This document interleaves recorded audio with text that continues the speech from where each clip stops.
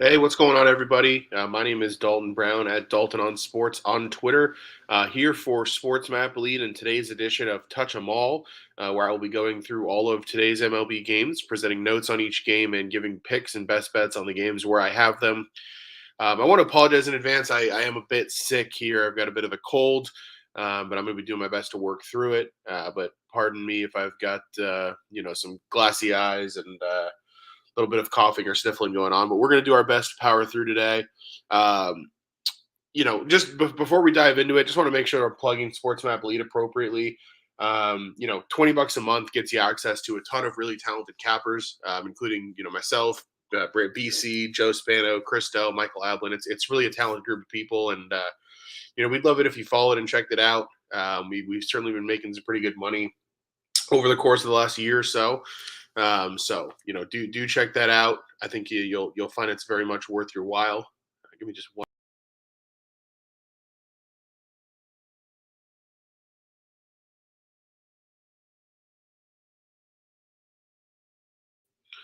So without further ado, we'll go ahead and dive into today's games. Starting with 9:01 Philadelphia Phillies at 9:02 Cincinnati Reds. This game starts up in just about 10 minutes here. It's going to be Ranger Suarez on the mound for Philadelphia against Nick Lodolo on the mound for the Reds. Phillies, decent sized favorites here, minus 161, over under 8.5 in this one. I don't have any action here. I've got a slight lean on Philadelphia in the first 5 innings.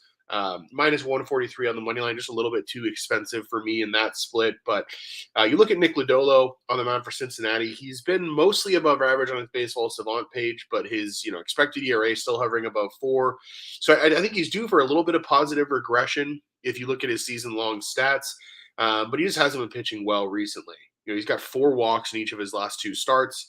He's pitched to an ERA of almost 7 in August, and that's despite facing the Cubs and Brewers, each of whom are quite a bit inferior against left-handed pitching when compared to Philadelphia, who's second in that split since mid-July. Looking at the other side, Ranger Suarez on the mound. He's got an okay baseball savant page and okay numbers overall. ERA right around 3.5. He excels at limiting hard hits. He's also allowed 3 total runs in July over 3 starts. He's been pretty good in August too. ERA under 3 on the month so far. He's been really good really since the All-Star break, and he's actually been pretty good on the road. So I think there's quite a few reasons to like him here. Philly is the better team against left-handed pitching. You look at the bullpens. Cincinnati's has been a little better of late, but you're kind of splitting hairs there. I think I'd like Philly a bit more if I could get them, maybe minus 135 in the first 5 innings, but at minus 143, value just isn't quite there for me. So I'm going to go ahead and pass the game. Next game, we've got 9:03. Well, actually, you know what? I'm going to dive into the other day games. Yeah, I'm going to dive into the other day games, starting with 9:03 Cubs, 9:04 Nationals from Washington, D.C. Today is a 1:05 first pitch, so we're looking at a little over half an hour until this one starts up. It's going to be Drew Smyly and Corey Abbott on the mound. Cubs favored minus 154, Nationals plus 139 at home. Over under of 9 in this one. Two starting pitchers who don't inspire a ton of confidence. Obviously, we've seen a lot more of Drew Smyly over the years. Corey Abbott, he's taken 3 starts through the rotation now. He's got an ERA, over 7 as a starter. He's walked 10 batters in those 3 starts, so he really hasn't been terribly impressive.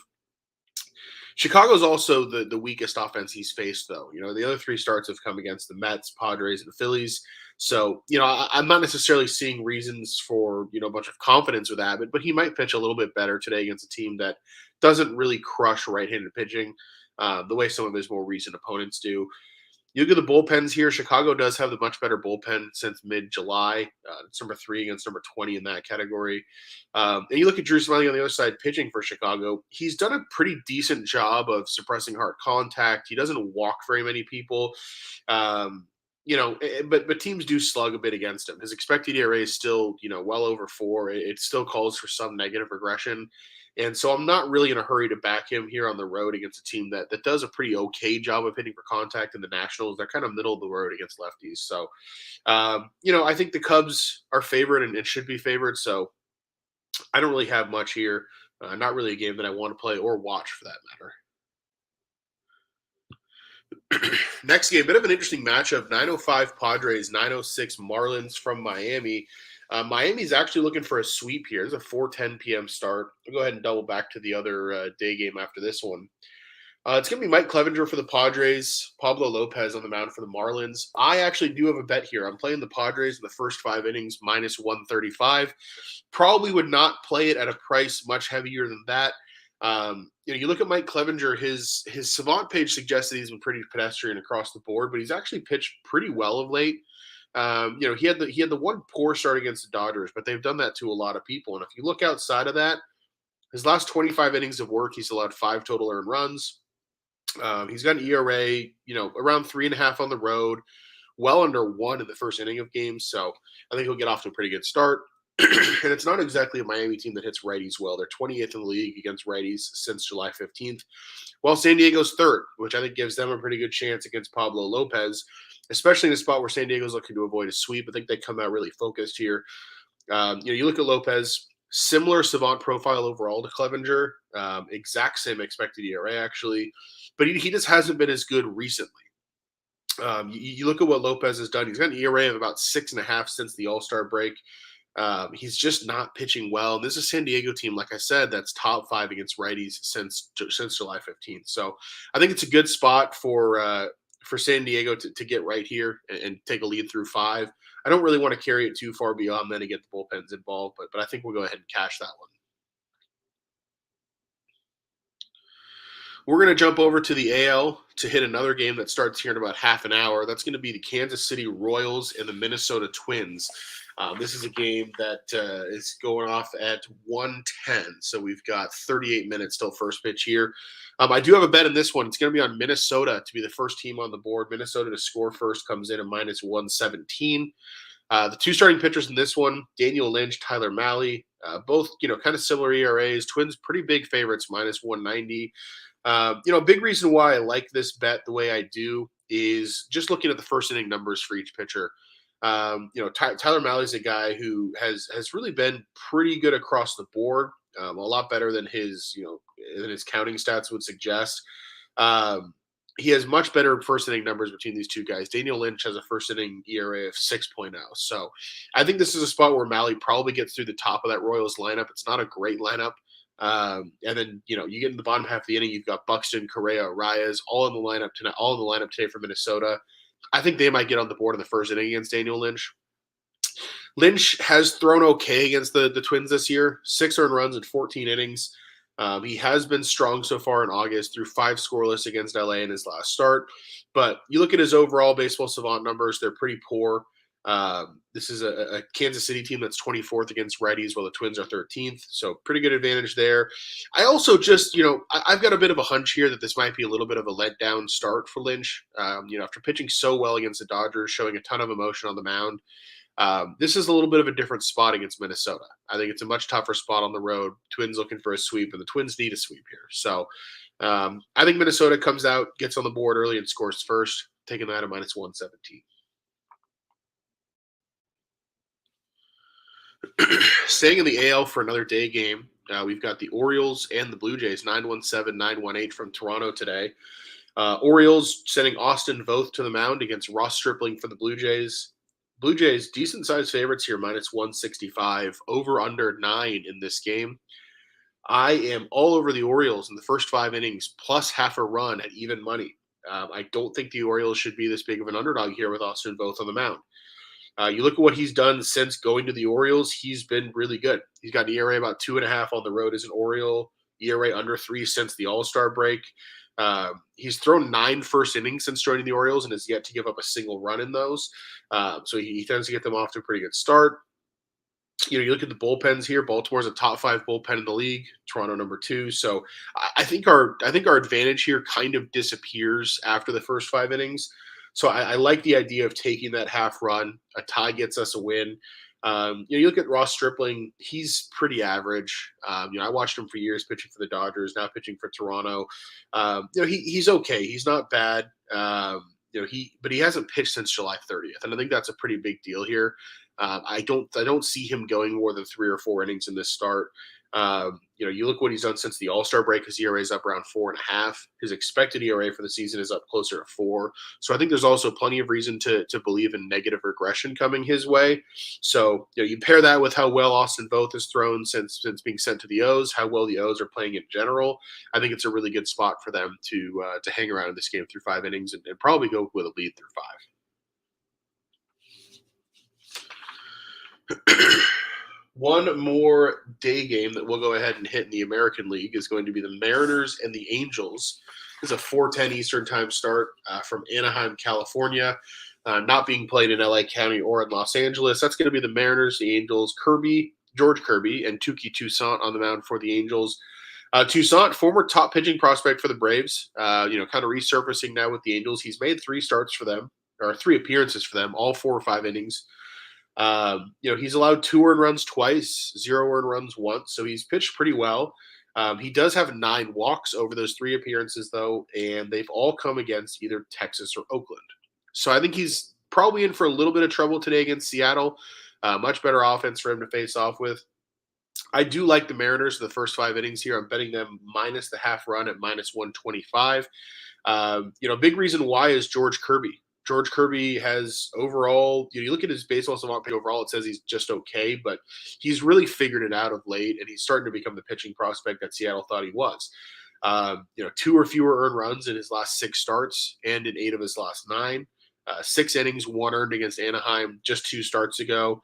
2.18 ERA post All-Star break. So this is a guy who's really coming into his own, starting to look like a high-end starting pitcher in this league.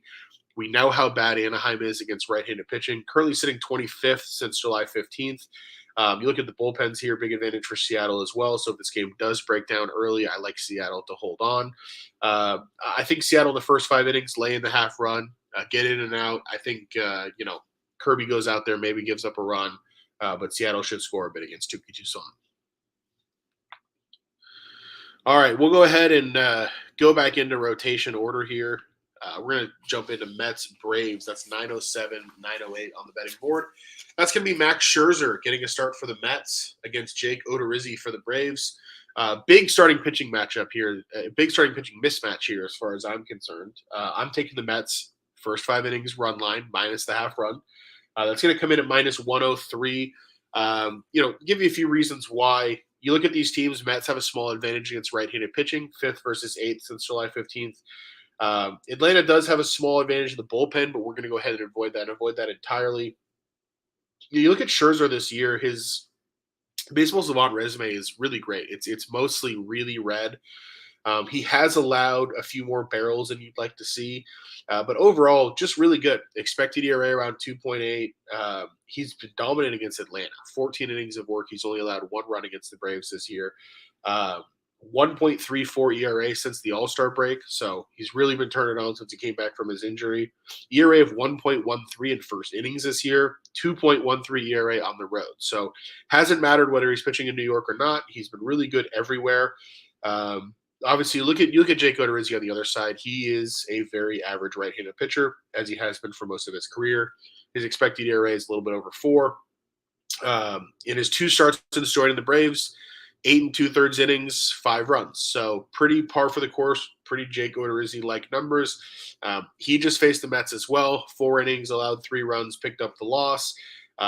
You look at his ERA in July with Houston, about 4.5, a little over 4 so far with Atlanta this month. So basically you've got a future Hall of Famer and an excellent starting pitcher in Max Scherzer taking on a fairly pedestrian starting pitcher in Jake Odorizzi.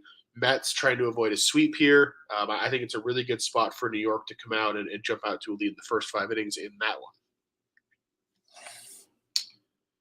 Give me just one moment here.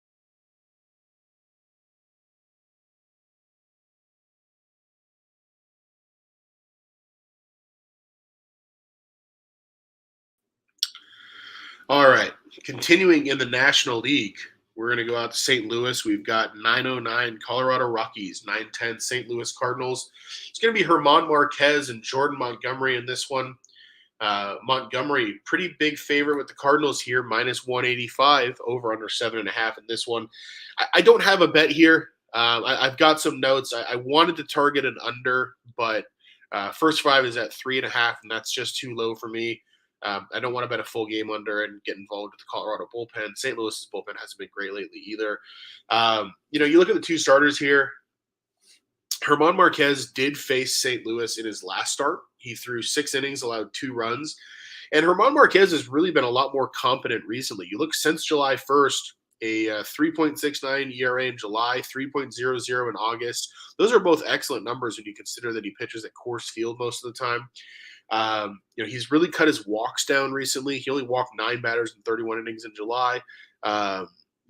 You look at what he's done, 4.07 on the road compared to 5.85 at home. That's a season-long stat. That's, not too bad.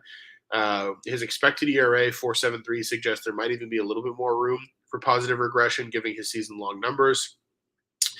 The problem with trying to back him here is that St. Louis is number 2 in baseball against righties since July 15th. So not a great matchup for him on the road here. St. Louis might get after him a little bit. But overall, he's the guy that's been pitching well. We know this stuff is there. We've seen how dominant he can be when he's right. You look at the other side with Jordan Montgomery. He's taking on a Colorado lineup that's fallen to number 21 against lefties since July 15th. Montgomery's been pitching really well. He hasn't allowed a run since being brought over to the Cardinals. He's made 2 starts. That's 11 innings of work. He did have a 4.91 ERA in the previous month in July for the Yankees, so it's not like he's been pitching well for terribly long. But he has pitched well so far in St. Louis, and I know, Cardinals pitchers really like pitching in front of their really good defense. They like pitching at home. So I think he's in a pretty good spot to probably perform well as well here. Like I said, I do lean on an under, but I just can't quite get there at 3.5. I was hoping for maybe a 4.5. If anything, at 3.5, I would lean toward an over. Next game, we've got my LA Dodgers heading out to Milwaukee to take on the Brewers. Third game of a 4-game series there. The teams have split the first 2. Interesting matchup, Tony Gonsolin and Eric Lauer. Eric Lauer has a lot of history against the Dodgers. He is 6-0 against LA in his career with a 2.56 ERA. So he's absolutely dominated in this matchup. It makes the Brewers at plus 155 tempting here. I can't get there. And the reason I can't get there is because, the Dodgers of the last few years, when they've struggled against Eric Lauer, have been a team that struggle with left-handed pitching in general. They're no longer that team. The Dodgers are number 3 in baseball since the beginning of July against lefties. Milwaukee, number 4 during that time against righties as well. So I think both offenses are actually poised to be really prepared for the starting pitcher they're facing tonight. Big bullpen advantage for the Dodgers since mid-July, 5th versus 27th in ERA since the 15th. You look at Eric Lauer, obviously we talked about the numbers against LA, but his baseball savant page overall this season is well below average. His expected ERA of 4.12 leaves plenty of room for negative regression. This is a Dodgers lineup that's obviously been hitting really well over the last few weeks. So I would not fade the Dodgers here, regardless of how tempting that is. You look at Lauer as well. He's walked 3 or more hitters in 4 of his last 5 starts. Dodgers are notoriously patient. They're in a good position to take advantage of that. On the flip side with Tony Gonsolin, he started to see some of that negative regression that we were all expecting catch up with him a little bit. His expected ERA is still hovering at 3.02. You could make an argument that he's got more negative regression coming, and Milwaukee's a tough place to pitch. They're a team that's been really tough on righties of late. But overall, the numbers for Gonsolin are still really good. You look at his July, you look at his August so far, 11 2/3, just 1 earned against San Diego and Kansas City. So he seems to have kind of righted the ship. He's got an ERA under 3 on the road this season, an ERA under 1 in the first inning this season. It's a spot where I would be interested in a no-runs first inning bet, but I don't like doing that with the Dodgers with how loaded the top of that lineup is. Overall, for me, I lean to the over at 8, but the game is ultimately going to be a stay away. Next game, 9-1-3 Arizona Diamondbacks, 9-1-4 San Francisco Giants. This is the third game of this series. Giants walked off the Diamondbacks last night with a 2-run home run in the 9th to win 2-1. Arizona really struggling to score so far in the series. They have only 2 runs. They'll take on Carlos Rodon tonight against Zach Davies for Arizona. Giants are huge favorites, minus 220. Arizona comes in at plus 200. I actually like the Snakes here. I like the Diamondbacks plus 200 for half a unit. give you a quick walk through why. Carlos Rodon obviously he's having a strong season overall, but Arizona has quietly owned him. They've got 9 earned runs against him in 11 innings of work. They're a team that hits lefties better in general. They're about average against left-handed pitching, but they're terrible against righties. So, it's a spot where I think Arizona could hit pretty well. They were playing pretty good baseball coming into this series. Obviously Rodon is really good. You don't know if that trend is going to continue with Arizona hitting him well, but I've seen enough of it to think that, half unit at plus 200, I think it's worth a shot. Flip side for Zach Davies, doesn't strike out very many people, but he does an okay job of avoiding hard contact. His results have been really mixed this year. You look at his last 8 starts. He's allowed 3 or more runs in 5 of them, but the other 3, he hasn't allowed anything. So you either get all or nothing with him. I kind of like a pitcher that's that high variance when you're looking at a plus 200, and the Giants don't hit righties well. They haven't all year. So, look at the bullpens too. Arizona's 6th ranked bullpen, San Francisco 29th since July 15th. I think this is kind of a sneaky spot where Arizona should probably be a smaller underdog, and I'm willing to take a shot for half a unit on the Snakes.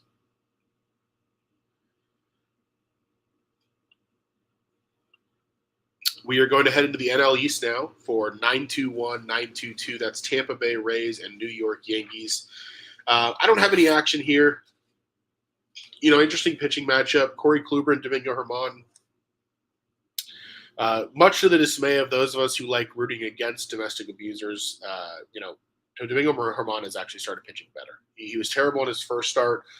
His last 4 have actually been pretty good. 20.2 innings. He's allowed 6 earned runs over that time frame. So, he has started pitching better. His expected ERA through his 5 starts, though, 5.22, does suggest he's been a little bit lucky, and Tampa can hit righties pretty okay. It's been well publicized that the Yankees aren't playing well. They've lost their last 5 consecutive series. They're not scoring runs. You look at these bullpens; they're about equal. They both are, kind of top third in the league, 8th and 9th respectively. Corey Kluber, his season's been just okay. He's got an expected ERA right around 4. Nothing great there. He has really struggled in his last 5 starts. You look at his last 5. He's allowed 22 earned runs and 28.2 innings. He's got an ERA over 7 since the All-Star break. ERA over 4 on the road. He did pitch well in his 1 start against the Yankees this year. 6 innings, 1 earned in May. Put it really simply here, I think neither one of these starters are terribly predictable right now. It feels like a really high variance spot. And so I'm just going to straight up pass on playing the game. I will not be passing on playing this game. I'm taking the Guardians over the Tigers in the first 5 innings, laying that half run that comes in at minus 130. Guardians, big favorites here, 9-2-3 Tigers, 9-2-4 Cleveland, over under 7.5. I think Cal Quantrill's in a good spot to pitch well today because he's right-handed and Detroit can't hit righties. They are 30th in that category. They have been virtually all year with the exception of some periods where the Angels will overtake them. Cleveland about average against lefties. Certainly a better split for them than Detroit's got here. You look at Quantrill, he's not great. He pitches to contact. He avoids walks. So, you like those things from a variance perspective. Does allow a few more barrels than you'd like, and his expected ERA tells you that he might be due for some negative regression. I just don't think it's coming today. You look what he's done against Detroit this season, 10 innings of work, 3 earned. He was much better in his more recent start against Detroit as well than he was in the first one. His ERA in August is under 2, 1.89 over 3 starts, so he's been pitching well of late. ERA at home, right around 3, so he likes pitching in Cleveland. I think it's a good spot for him to come out and shove. I think he'll go 5 or 6 innings, allow maybe a run. You look at the flip side with Daniel Norris. He made his first start back with Detroit against Chicago. He looked okay. 4.2 innings, didn't allow a run. Pretty good. But he was terrible as a reliever for the Cubs all year. I don't – he's got good stuff. He can induce swings and misses, but he's got just walks a ton of hitters, allows too much hard contact. I'm going to go ahead and bet against what we saw against Chicago in his last start being sustainable. I think Cleveland gets to him here. I think Cleveland leads this game 3 or 4-1 at the end of 5 innings. Going to be really short on this game. 9-2-5 A's, 9-2-6 Rangers. Rangers minus 160 favorites, over under 9. just not a game that I'm interested in betting at all. Two really young pitchers in Adam Oller and Cole Reagans. They've both been terrible. Don't really know what to make of either guy. Both teams rank about the same. Again, hitting righties since mid-July. Oakland's bullpen's been a little bit better, but Texas is the better lineup, and they're at home. Cole Reagans, I guess, has been a bit better than Adam Oller, but we're talking about a 2-start sample for him. So there's just not enough to go off of here. These are not two teams who I find to be very predictable either. So hard pass. We've got 2 more games. Appreciate y'all bearing with me here through this congestion and nonsense. 9-2-7 Astros, 9-2-8 White Sox, our last All-American League game of the day.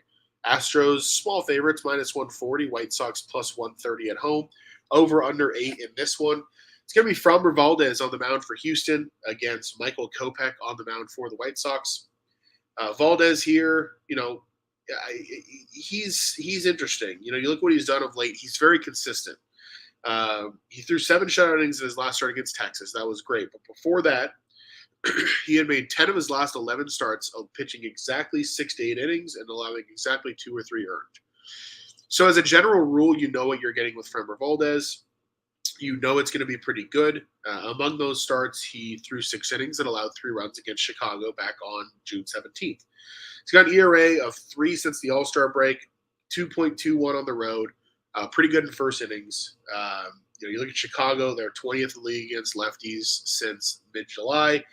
Houston, 21st in the league against righties since mid-July. What makes me lean toward Houston, especially the first 5 innings here, they are a team that hit hard-throwing righties well. Michael Kopech did not see any success in his first start against Houston. He allowed 4 earned runs, including 2 homers and 5 innings of work. I think Houston's primed to bounce back here after losing the first 2 games of the series. You look at the bullpens, they're both kind of middle of the road, but I just can't get there at Houston first 5 at -150. It's just a little bit too big of a number for me to be interested. So I'm going to go ahead and pass that game. Give me just one moment. I'll be right back for the final.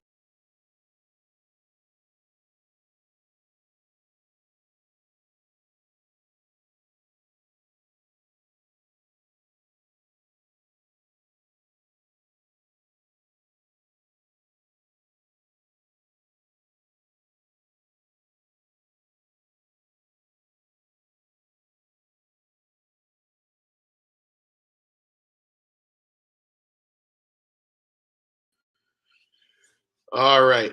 Last game on the board today. It's our only interleague matchup. That's going to be the Boston Red Sox coming in at -152 favorites against the Pittsburgh Pirates. It's going to be 929, 930.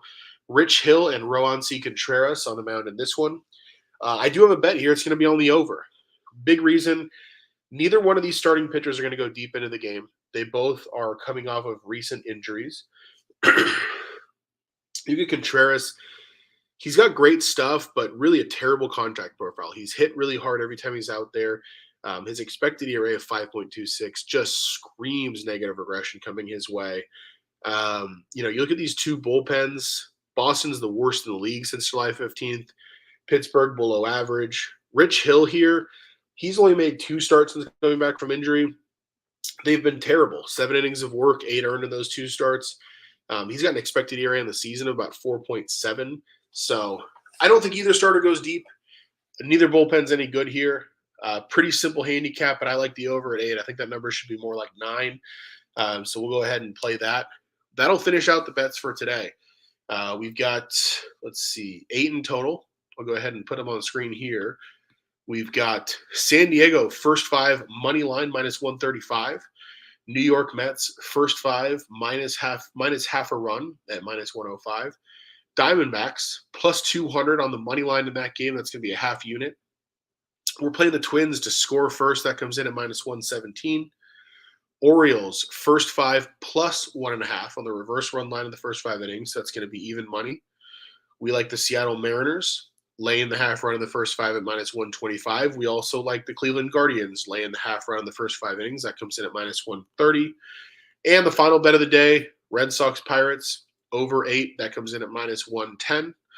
And that will do it. So 8 bets. Should be a really fun day of baseball. I am looking forward to taking cold medicine and watching those games and hopefully having a better vocal situation for tomorrow. In the meantime, really appreciate anybody who stopped in and bared with me through this. I'm sure my voice has not been as fun to listen to, but uh, hopefully this half hour is producing some winners, and we'll all feel good about it going into tomorrow. Certainly give me a follow on Twitter at Dalton on Sports. Go ahead and shoot me a DM with any thoughts that you have. Feel free to yell at me if you make a bet and it loses. Always looking to talk baseball though, so feel free to reach out, and don't forget to check out Sports Map Elite. Ton of talented handicappers there. Appreciate y'all's time. The Angels don't play in LA. Go Dodgers, and I'll talk to you later.